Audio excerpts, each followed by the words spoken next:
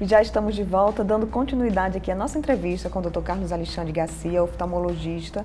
E vamos aproveitar agora para esclarecer todas as dúvidas que foram enviadas por você, aí, telespectador do Viver Bem, através do WhatsApp da nossa produção, que é o 84991346154. Se você tiver alguma dúvida, manda para a gente, que a gente convida aqui o melhor especialista para esclarecer tudo para você. Né, doutor Alexandre? Vamos falando aqui, ó, retina descolada pode ser colada? Pode. É uma doença, todo mundo fala, né, desse descolamento. O descolamento de retina é uma doença grave da retina, quando em geral ocorre uma ruptura na periferia da retina e através dessa ruptura começa a entrar líquido no espaço subretiniano. Isso é percebido pelo paciente com uma baixa de visão bem significativa. Então sim, ela pode ser colada, não é colar como se cola papel, mas é através de uma cirurgia que pode ser uma vitrectomia ou pode ser um implante extraescleral, exatamente uma introflexão, para tentar voltar, fazer com que a retina fique novamente em contato com a esclera e que a gente faça o tratamento com laser em volta dessa ruptura. E com isso a gente aspire todo o líquido que penetrou o espaço subretiniano inadvertidamente. O que é que causa o descolamento da retina? Existem várias situações que podem levar ao descolamento de retina. Existem vários fatores de risco, vamos falar assim. Ela pode ocorrer em algumas situações sem nenhuma causa específica, mas o principal fator de risco para o descolamento, para o surgimento do descolamento de retina é a presença de uma ruptura periférica. E essa ruptura periférica, na maioria das vezes, ela se forma quando existe o descolamento do vítreo posterior, que é uma gelatina que a gente tem dentro do olho e quando ela tende a se descolar, se desprender da retina, ela pode fazer uma tração e provocar a formação desse buraco.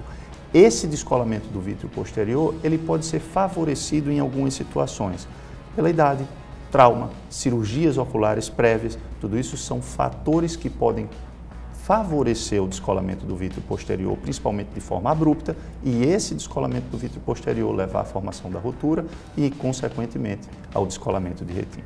Uma dúvida minha, eu sempre ouvi que não pode ler no carro, porque se o carro balançar, você fizer um movimento brusco, pode causar o descolamento de retina. É um mito? É um mito. É um mito. Então pode ler sem problema, pode ler não sem ficando problema. enjoada, não é confortável, mas não vai fazer mal, mas é apenas desconfortável. Por que as doenças de retina são consideradas as mais graves? Elas são as mais graves? Não necessariamente. Por exemplo, quando a gente pega as principais causas de cegueira, a gente tem o glaucoma como a principal causa de cegueira, então ela não é uma doença da retina, mas uma doença do nervo óptico. Logo na sequência, as outras causas mais importantes de cegueira incluem a retinopatia diabética e a degeneração macular relacionada à idade. Essas são causas de doenças provocadas na retina. Então, assim, são situações graves, mas que têm tratamento, todas elas têm tratamento. Partindo do diabetes, é necessário um tratamento multidisciplinar em relação ao paciente diabético para que ele não venha a desenvolver a retinopatia diabética, seja no estágio leve, seja no estágio avançado. Então é necessário uma consulta periódica, não só com o oftalmologista, mas um controle com o endocrinologista, um controle com o nutricionista, um controle com o educador físico para a gente prevenir que essas situações mais graves e que podem comprometer de forma mais significativa esses pacientes não venham a ocorrer. Ótimo. Tem uma dúvida aqui do José Henrique. Ele quer saber se é possível fazer um transplante de retina. Infelizmente não. Hoje o único tipo de transplante que pode ser feito no olho é o transplante de córnea. Existem ainda muitos estudos sendo realizados em relação ao transplante de um tipo de célula, que é as células do epitélio pigmentado da retina, mas que ainda estão em desenvolvimento, ainda é algo para o futuro, quem sabe daqui a 10, 15, 20 anos a gente deve ter alguma coisa muito promissora nesse sentido, mas o transplante de retina como um todo, ainda estamos muito longe. A Lourdes Maria, ela disse que fez uma cirurgia de catarata e que depois ficou com um problema na retina. Quer saber se pode ter sido causado pela cirurgia.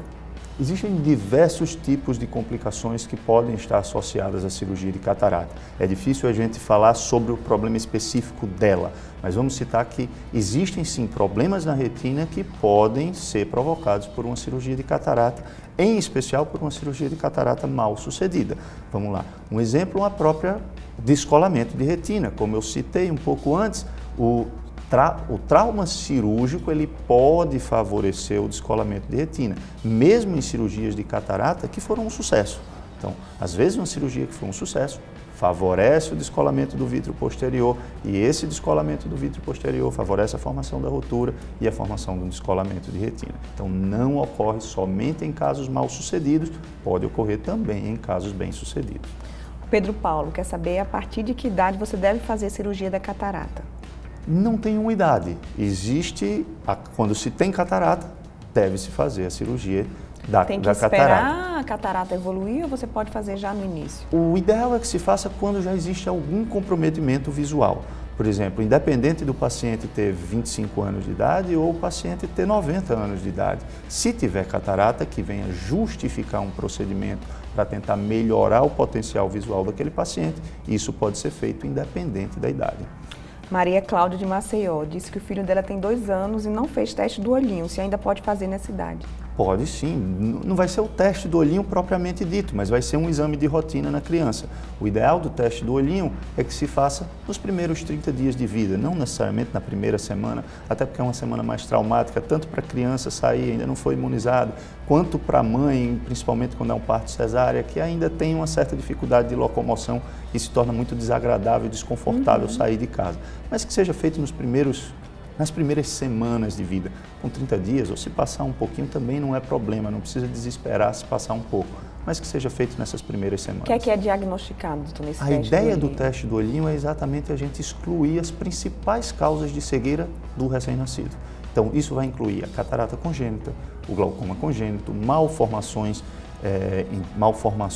congênitas que podem ocorrer, doenças infecciosas que podem ser transmitidas durante a gravidez, entre outras alterações menos comuns, mas que é importante se fazer o diagnóstico. Tumores intraoculares podem ser prevenidos, podem ser diagnosticados nessa situação também, e o tratamento precoce. Quanto antes feito, quanto mais cedo o diagnóstico, mais cedo vai ser feito o tratamento e melhor vai ser o prognóstico visual nessas crianças. Depois do teste do olhinho, deu tudo ok, quando a criança deve retomar o oftalmologista? O ideal é que se faça um exame pelo menos uma vez ao ano. Existem escolas que dizem para a criança voltar com 6 meses, depois com 1 ano e a partir de então, anualmente. Em geral, até pela dificuldade de acesso de boa parte da população, recomenda-se um exame pelo menos uma vez ao ano. Para as crianças e para os adultos também, né? Sem dúvida, sem dúvida. Essa é a melhor forma de se fazer o diagnóstico precoce em determinadas doenças. E eu ainda friso que em crianças ele se torna ainda mais importante, porque a criança tende a não perceber uma baixa de visão unilateral, por exemplo. Ela vai tender a não reclamar dessa baixa de visão. E quando for feito um exame, se for 1 ano, 2, 3 anos mais tarde, a gente vai fazer um diagnóstico tardio, consequentemente o prognóstico visual vai ficar prejudicado, vai ficar limitado nesse sentido. Dr. Carlos Alexandre, eu quero agradecer sua presença aqui. Infelizmente, nosso tempo é curto, mas rendeu bastante, né? Falamos sobre vários assuntos. Eu que agradeço, Juliana. É sempre um prazer estar aqui com vocês no programa de vocês. Ótimo, muito obrigada e volte sempre. E a gente vai para um rápido intervalo e já já tem mais Viver Bem para você.